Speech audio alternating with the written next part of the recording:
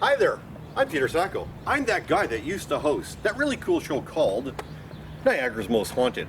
During that time, people were always asking me, hey, do you think you'll ever do a tour through the Niagara region? You know, all those cool haunted historical places that you visited? And my answer is, well, I finally got there.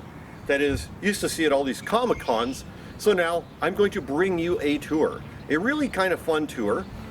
Literally, in the amount of time that it takes to shoot this, that's all it really took, minus the distance from getting to each point, okay? So, having said that, we've been through a lot in 2020. So this is one of those kind of cool tours where you won't need one of these or one of these. That is, unless you're afraid of ghosts or being slimed, or maybe somebody in your car spits a lot when they talk, or they're getting too close, or you don't know them and you really do need a social distance, but then you shouldn't be traveling with them in the first place. Or if it's somebody you don't like in the first place, you shouldn't be with them anyways. God, I love Niagara. I have a question for you. What do you know about Niagara? It has a really big falls. I have a question for you. Do you like history? So let me ask you, is that a rhetorical question? Niagara, it's more than just the falls. It's rich in history and wine. Okay, so we were talking about the more obscure places in Niagara. Some of the coolest history is not even in Niagara Falls. Historical Niagara rocks! What else do you have to say for yourself? Good morning, I'm Donald, and I'm all about history. And I'm all about the base. The base.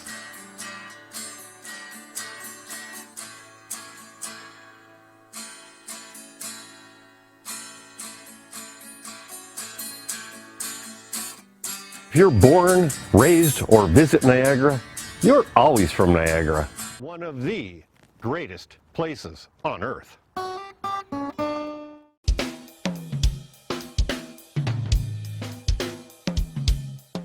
At our first point here, where we are going to start this tour from Fort Erie, and we're going to work our way all the way to Niagara-on-the-Lake, which I am going to call the Niagara Parkway Ghost Tour. How do you like that? You can do it all in your car, and I'm going to give you the coordinates as you go through. That is the actual addresses, locations, yada, yada, yada. Okay, so having said that, first place, this is old Fort Erie, the famous place that got burned down in the War of 1812. One of the first people to come here to check it out was the great Mark Twain. Having said that, what's even really cool is on the other side, there's what is called the Snake Hill. Ooh, and it's got a really cool, scary ghost story. The fellow when the British were trying to take back the fort from the Americans during the siege, and during one of those days off, one of the American soldiers was getting his hair cut. And as he was doing this, a mortar shell came from, a cannonball came from the British side and basically took off the soldier's head and the barber's arms. And that was the big story of this individual, headless individuals wandering around the old fort. Old tale of, from years gone by that there was some sort of documentation that this person died during that day. But fast forward, it would be now 25 years, actually this time ago, when we found those American soldiers that were buried at Snake Hill. And about grave 3 or 4, the archaeologist, Dr. Williamson, gave me a call and said, come on down, you got to see this. And there was, in this grave, there was this one U.S. soldier with missing his head, and that was something that you could expect during battle, but included in the grave were 2 extra arms. And so when they did the research, it was basically shown that that wasn't just a story that actually did happen, and this could have been the individual that actually did that. And rumor has it that he still wanders around the old fort today and causing all sorts of chills and thrills. Okay, folks, so that is our first leg of the journey. Mask, shield, not needed here. Well, then again, the bloody bugs are biting. They're not vampire bugs, but, well, actually they are kind of. They're mosquitoes. But anyways, we're going to go to our next destination along the Parkway to a place called Bertie Hall. See you soon.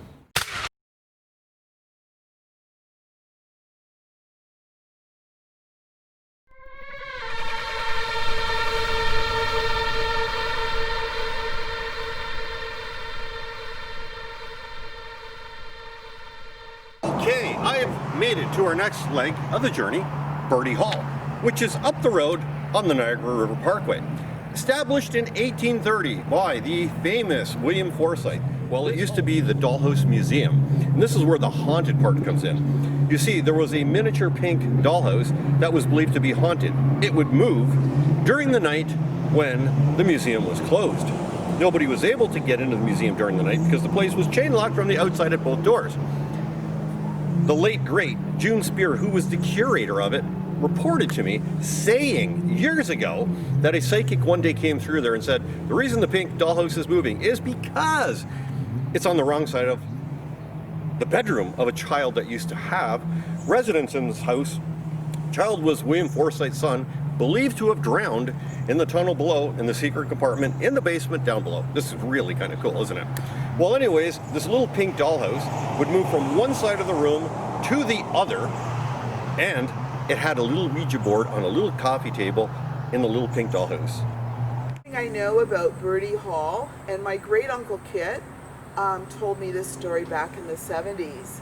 He was born in the 1890s, and so the only story he ever knew was that he said there was a white family that lived in the house who had a son that lived upstairs that had a head like a horse. And rumor has it that there's a spirit of a young lad from that house. But basically, that's all I know about the spirits of that place being haunted.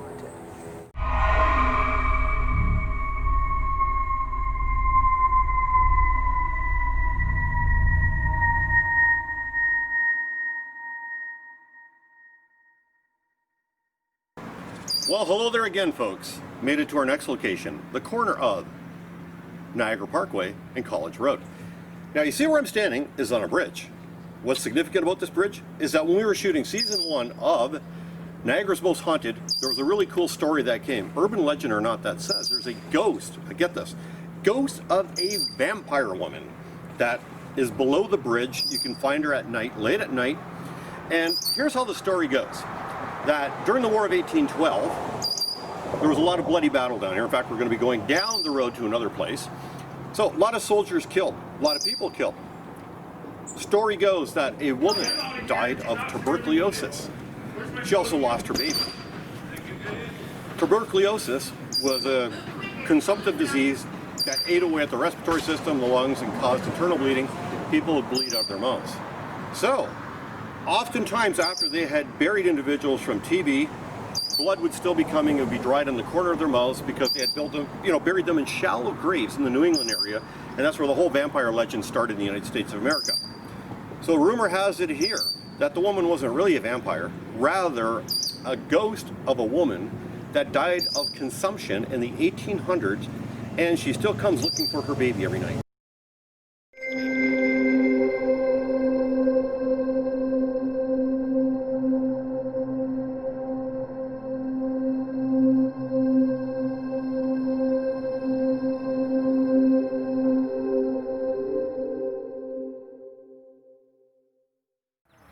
Hey there, folks. Hello, and welcome to our next location, leg of the journey. July 5th, 1814. One of the bloodiest battles was fought in Chippewa. War of 1812, that is. But of course, we're a couple years ahead. The war finally ended right around this point here. A lot of bloodshed in this area of the Niagara region, especially this area in Chippewa. There's a lot of commemorative markers on this field where many British and American soldiers died during that bloody war. A very cool place because you get a lot of paranormal investigators and researchers that dare to spend the night out here with their investigative equipment, and many claim that they pick up not only orbs, but they pick up disembodied voices, they see spirits, apparitions. You be the judge. Since we've been here, all I'm seeing are lots of mosquitoes and lots of bugs. And that is one of the things that I advise, which each of these journeys is, make sure you bring bug spray because all these locations are outside, especially if you're coming at nighttime. See you at our next location.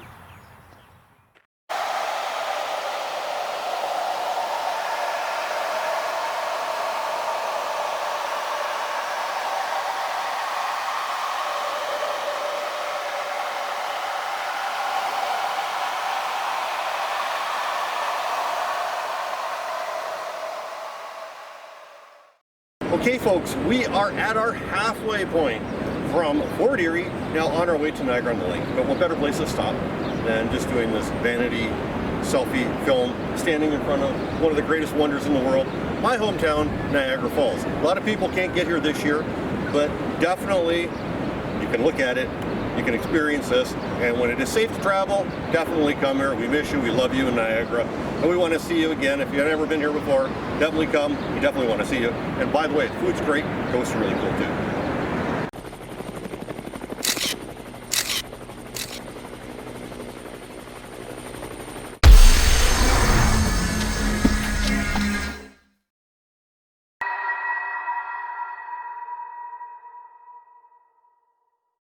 Harry Houdini was and always will be the greatest magician. He used to visit Niagara Falls, where eventually they made a museum in his honor. Unfortunately, that museum burned down. Prior to that, they would have seances every Halloween. Did they ever get in contact with Harry, which he asked?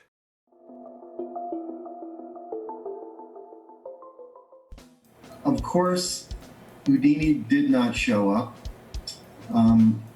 Sid Radner was still alive then, so he participated in that. And as he says, he didn't really think Houdini would show up, but he wanted to be there just in case he did.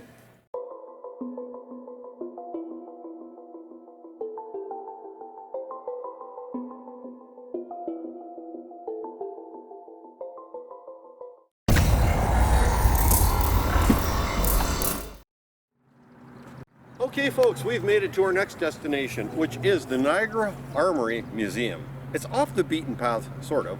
Parallel to Niagara Parkway is Victoria Avenue. Less than 2 kilometers away, but it was one of our landmark places that we filmed at because it is haunted. And what's really cool, we also did a ghost walk through it for one Halloween. There's also escape rooms down below, a World War I escape room and a World War II escape room. But as the curators and those that have been here for a fair bit of time, they say there's been, how should I put it, I was going to say people here longer, but no, we'll make that spirits. Check it out. And off we go to our next location.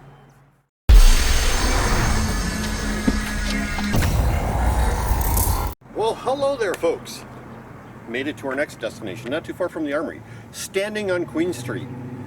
That is what used to be the main street in Niagara Falls, Canada, back in the day that is. There's still some really cool shops down here. Of course, City Hall, where our great Mayor Jim Diodati resides. And of course, there's a really cool ghost tour that they run through here.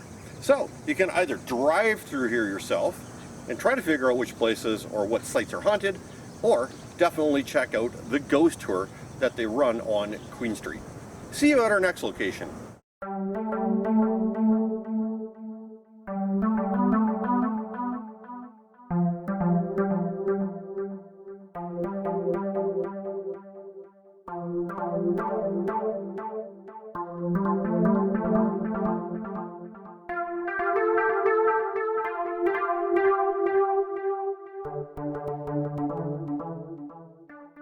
Well, hey there folks, we are at our next location, Queenston Heights. Of course, we are in Queenston, Ontario.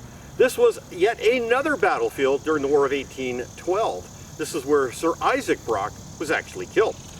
Lots of people come here to check out the beautiful scenery. The monument behind me, there's a really cool Indigenous memorial at this location. And of course, people claim that there are apparitions and ghosts that roam this site. Definitely come check it out. Off to the next location.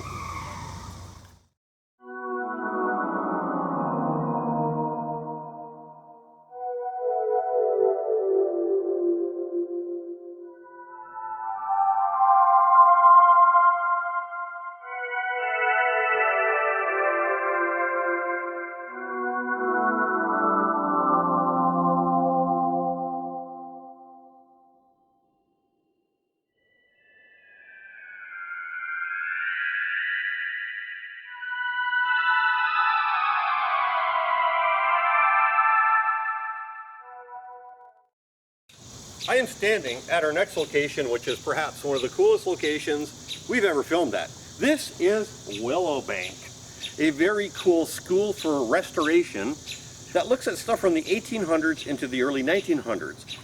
John Hamilton built this house. He had many, many kids. Unfortunately, he died before the house was ever finished.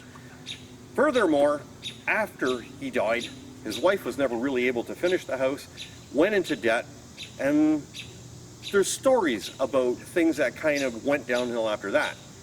Several people have reported seeing the face of John Hamilton in that window up over there. There's an old piano in there, and some people say they see him standing by the piano.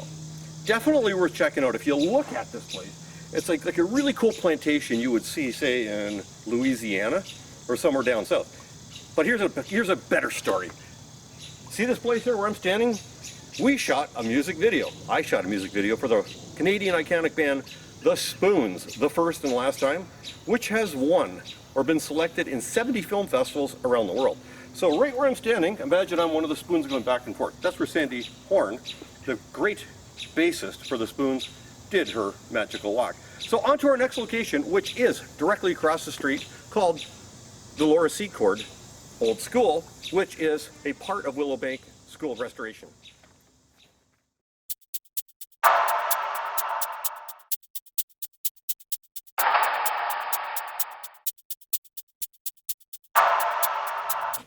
Okay folks, this is the second part of Willowbank, which is the former Laura Secord Elementary School.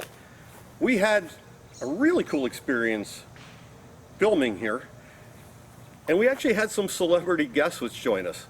The famous Rita Carey, that is the sister of actor Jim Carrey. Rita is an actress, performer, and a radio show / TV show host, along with her partner in crime for television and radio, Peter Dichter. They came here and they witnessed a ghost box session where we communicated supposedly with ghosts. I don't know how effective or how accurate ghost box are. I am on the fence with them, but having said that, supposedly we got a hold of Laura Secord herself, but she didn't bring any chocolate. Definitely come check this place out. Well, we're gonna go to our next location, down the lower Niagara River Parkway, back on the Parkway that is, to another house.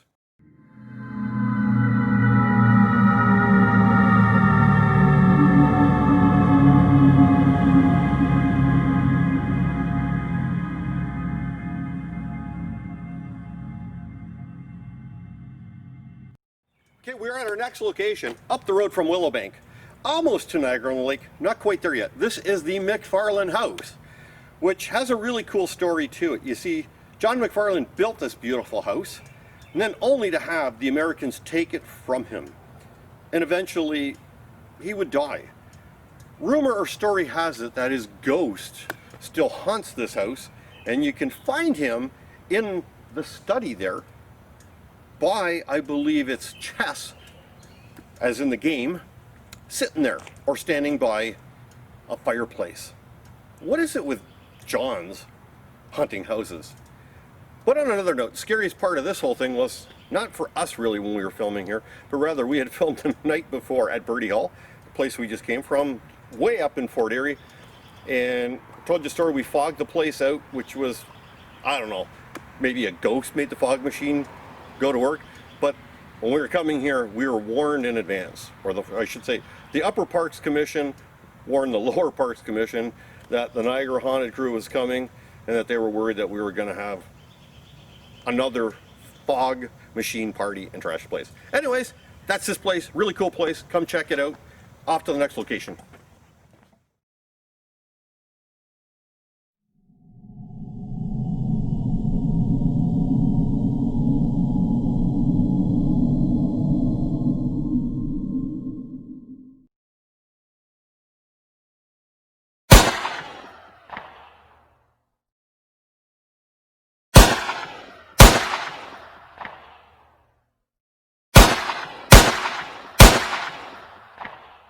We are now further down, almost right in Niagara on the Lake. I'm standing in front of Fort George. Hey, need I say more? War of 1812, fort attacked by the Americans, a lot of bloodshed, ghost tours that are actually offered at night in the summertime leading up to Halloween by the Friends of Fort George. Hey, enough said. We're only standing out in front, but I definitely recommend taking one of these ghost tours, or if not that, check out the really cool stuff around here in the day, take a tour of the fort, but also check out all the fireflies that are flying around right now, illuminating this area. See you at our next location.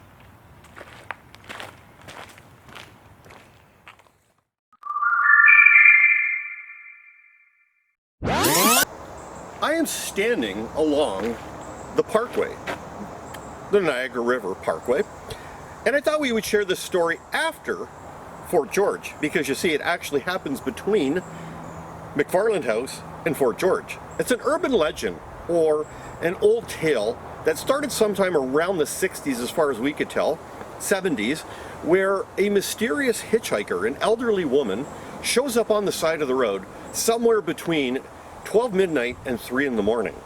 Okay? A driver pulled over for her, picked her up, and she got in, basically pointing up the road to a house she wanted to be dropped off at. She gets in the vehicle, the driver makes conversation with her, but the lady does not respond. Finally, she starts pointing ahead for the driver to stop.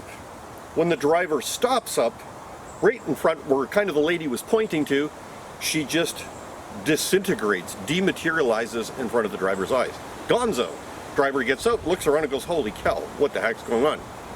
Supposedly, the driver, in this one incident, shared the story with other folks in the Niagara-on-the-Lake area, and much to their surprise, they had similar experience. Go figure. Is it for real, or is it just one of those really cool urban legends? You check it out next time you're driving along the lower Niagara Parkway between McFarland House and Fort George.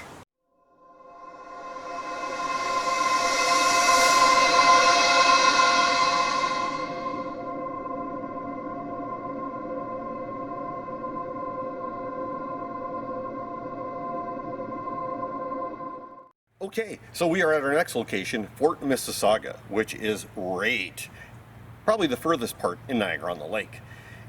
Ironically, the fort itself is a naval base, which was used War of 1812, and they were still using it, Canadians were, the militia that was, to train into the 70s, 1970s that is. But what's really cool about this fort is it's situated in the back of a golf course. So literally, they built a golf course around a fort. Unfortunately, at this point, the fort is closed because they're renovating it. Also, I really don't feel like walking down there to the gates, which look really, really cool, and getting eaten alive by vampire mosquitoes, okay? Okay, it's regular mosquitoes. But here's a fun fact. People over the years have reported seeing limbless apparitions walking across the golf course. That is, golfers have reported that.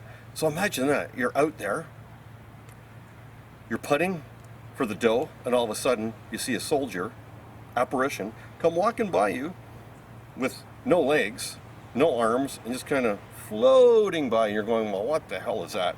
Boom, and you miss your shot. Hey, just saying. Anyways, we're going to throw in a couple more fun little locations for you to see next. See you in a bit.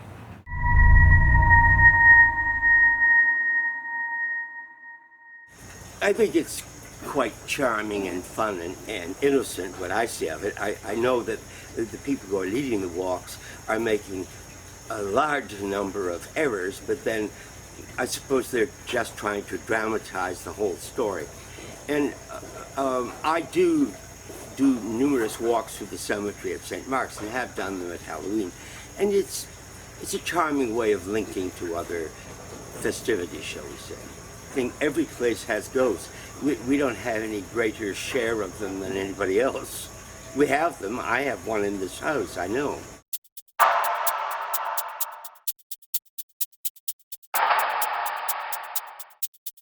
We are almost at the end of our journey, this really cool ghost tour, and I am standing in front of the old courthouse in Niagara-on-the-Lake.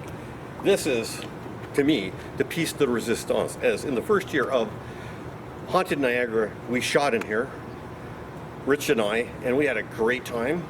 At the time, Audette was running the theater here and told us some really cool ghost stories or experiences that not only patrons had there, but also actors and actresses at the time when they were preparing to go on stage.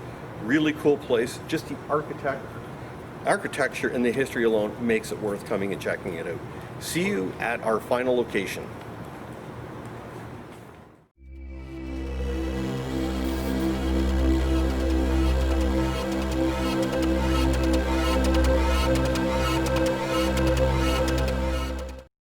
Well, there you have it, folks. Finished. Finito. Done. The end. Well, when it comes to ghosts, probably is no end point. Having said that, we've come from Fort Erie, Ontario, all the way down to Niagara on the Lake, Ontario, and I'm standing at perhaps what is considered the most haunted pub, and not only the Niagara region, Ontario, but all of Canada, the famous Angel Inn, that still is home to the ghost of Captain Swayze. Captain Swayze, War of 1812 soldier, not Patrick Swayze, and also his black cat. Story has it, rumor has it, that when the Americans took over the town of Niagara-on-the-Lake and burned it to the crisp, Swayze was hiding in a barrel down below, downstairs, and he was bludgeoned to death in the barrel. Even though the Americans didn't know he was in there, they wanted to add insult to injury by destroying everything to do with this building. Fast forward now, people still report seeing the ghost of Captain Swayze in the women's bathroom down below. Hey, filmed here several times. I can't say that I've had any scary encounters. Oh yeah, hang on, just one. The new owner, when we were filming here, had this really unique idea. He's very much into English Premier League soccer, so he had these little nets, and they got little soccer balls hanging on them, and they go in the men's urinal. And the goal is to try to hit the ball while you're peeing. There you have it. Pretty scary.